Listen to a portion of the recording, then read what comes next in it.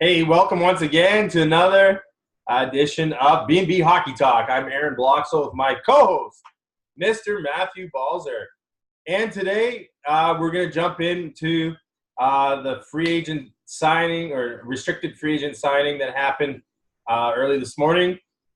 As well, we're going to update you on some of the moves around the league and some of our thoughts on some of the games that have happened last night and the night before. So, Matt, how are you doing today? Doing pretty good. Can't wait to talk about the news today, especially for the local guy around here got a nice big new contract. The Alder Grove native. Let's start with that. Alder Grove native, Vegas Golden Knight defenseman. We talked about him on the show yesterday. We figured he would be the first of the three holdouts to sign as they go celebrate at owner Bill Foley's ranch for the next 2 days.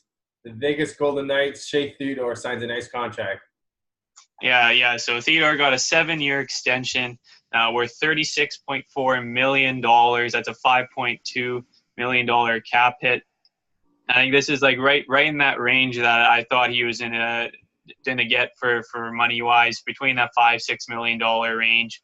Because like as originally, I heard that he had been offered just a little over $4 million, and that was a little bit on the low range with the potential that he had. So that $5.2 million is probably perfect pricing for Theodore at where he's at in his career. But yeah, that's huge for Vegas going into the season with some question marks on their back end to start the season. But yeah, that totally solidifies that their top four going into the season. Be interesting to see now if Nick Ritchie and William Nylander also sign. I know William Nylander, from what I've been hearing out of Toronto, is they've kind of all been waiting to see who signs first because Mitch Marner and Austin Matthews have been in discussion about extension as well. And everybody seems to be waiting to see who gets what there. Because Tavares took a bit of a pay cut to go there, maybe they're being asked to take a pay cut as well so that they can get it done and get all those young guys locked up for years to come. But what's your thoughts on both William Nylander and Nick Ritchie left holding out? Yeah. So I think a lot of the Leaf players are starting to get asked about the Nylander situation. I think Matthews says he hasn't really talked to him just because he doesn't, with all the contract stuff or whatever, he doesn't want to pressure him into signing a contract. And I think Mike Babcock says he hasn't talked to Nylander since beginning of training camp. So like Babcock really wants him back. It's like the sooner you're here, the faster you're gonna get up to speed, sort of thing. But that comes down between Kyle Dubas and Nylander and his agent to get that deal done. I'm guessing what the Leafs are trying to get is around in that $6.5 million range. I'm guessing, but with Nylander winning $8 million, and I think they'd have to go either a bit of a short-term deal with Nylander to get in that price range, or Nylander has to settle in with like between that $6 to $7 million for a long-term contract. Just because I think Marner and Matthews are better than Nylander. He's still a heck of a hockey player, but I think if you're pushing above $7 million for Nylander, especially with the up and down season that he had last year, that's pushing it for a guy that's only played a couple of full years in the NHL. With Nick Ritchie, that's still I said in yesterday's show, it's like I still don't get why he does not have a contract, but it's been really quiet. Like for him, I would think it'd be like in the $2.5 million. I'd say like at most for him. If you're going above $3 million, then you're really pushing it. But I'm guessing Anaheim would want to go for a bridge deal, probably like 2 times $2.5 million a year for him. But yeah, with that situation, it's not quite as big just because they have a lot of young prospects in their camp, like guys like Sam Steele and Troy Terry, who are really pushing for roster spots to start the season. Yeah, I think I'm hearing out of Toronto that um, I know Toronto's trying to pay him 6 to 6.5 million for Nylander. We're going to see what happens over the next few days. I'm sure there'll be some more movement and some more talks prior to that. But a few surprises. We talked about how we're getting close to that time where there might be a surprise player waived every day kind of between now and the start of the season as teams start finalizing their rosters before Saturday like they have to. And the first major guy has dropped. Ottawa Senator and assistant captain Zach Smith has been put on waivers today. And why don't you fill us in with that and then tell us what the reaction is of the Ottawa players? Yeah. So Zach Smith still has 3 years left on his contract at $3.25 million a year. Ottawa's been trying to trade him ever since last trade deadline, but they just haven't gotten any buyers. So I think they're just trying to dump him on waivers. Do I think somebody's going to pick him up? Probably not. But if he does get sent down to the minors, they save just a little over $1 million against the cap on their roster. But I think with guys like Alex Formenton and Brady Tkachuk, who both play the left wing, both have really good preseasons and training camps. So that's really pushing Smith down the lineup on that left side, especially with guys like Marian Gaborik, who's injured, but he does play left wing. And who am I missing as their top left winger here? Man,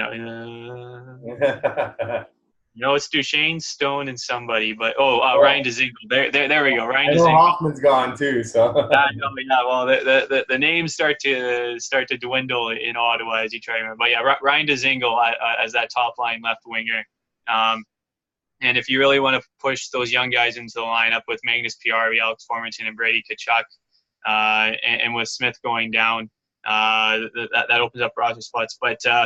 But with the type of player he is, he's a good character guy in the room. Matt Duchesne, who I thought's been really good with handling the situation going into the season with his contract and everything. Called it a kick to the balls for Smith being put on waivers, and I'm guessing many of the other veterans who've played with him over the past few years really like him on that roster. So as much of a mess as it is in Ottawa, it just got a little messier, especially with Duchesne's contract situation. Like we saw with Colorado last year, with him getting traded, he wasn't happy in that situation, and he made it known. And with Ottawa, it's basically the balls in his court with where he's going to end up signing at the end of this season. It does not look good for Ottawa and the Matt Duchesne situation there. The proverbial ball is in his court.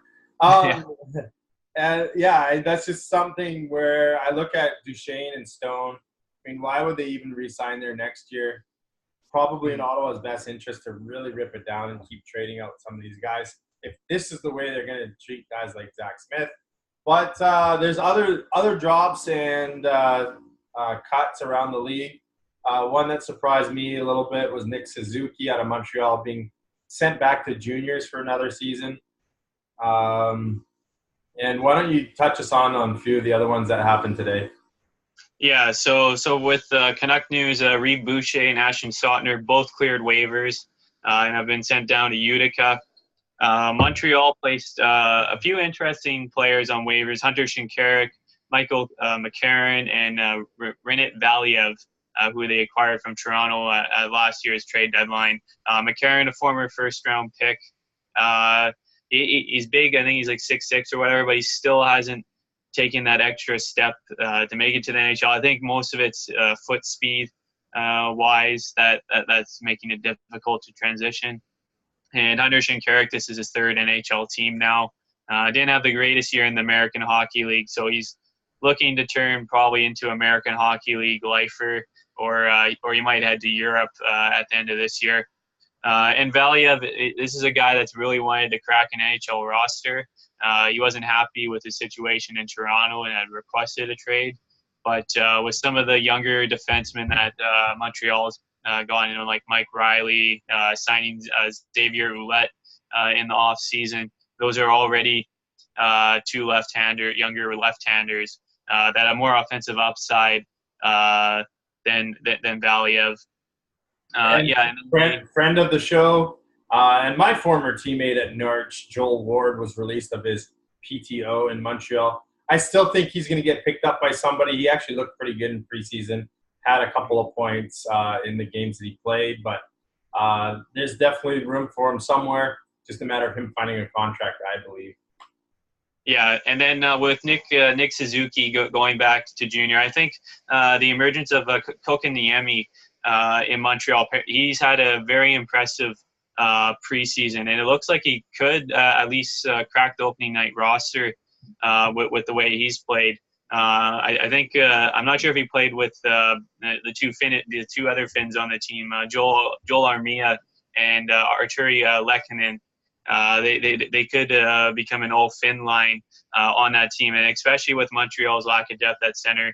Like if he's not on the team, it's like you got Max Domi, who isn't really a center, or Jonathan Drouin, depending on who they want to choose as that top line center. And then you got Philip Deneau sort of filling in that third role, and then Thomas Plekanec would be the fourth line center there. So I think it's really important that they get some youth into the lineup, but you also don't want to rush Kokaniemi into the lineup. But as far as his preseason's gone, it looks like he could make the opening night roster. Was there any further drops that you have listed, or is there more on the way? Not really. Just today's waivers and everything. There's not really any surprises outside of Zach Smith. It's just all the usual guys that have sort of like top end prospects either getting sent down to the American Hockey League as the preseason starts to wind down and teams look to get all their veteran players into the lineup. With Canuck news tonight, Louis Eriksson, who we thought was week to week, will be in the lineup tonight against the Oilers, and Elias Pettersson's back in the lineup. And Antoine Roussel, Travis Green gave an update on him. Apparently his symptoms are still the same, so it's a bit of a frustrating situation for Roussel. And when it comes to concussions, like now we don't, like it could be another month or it could be a couple weeks. So that it looks like he'll be starting the season on IR.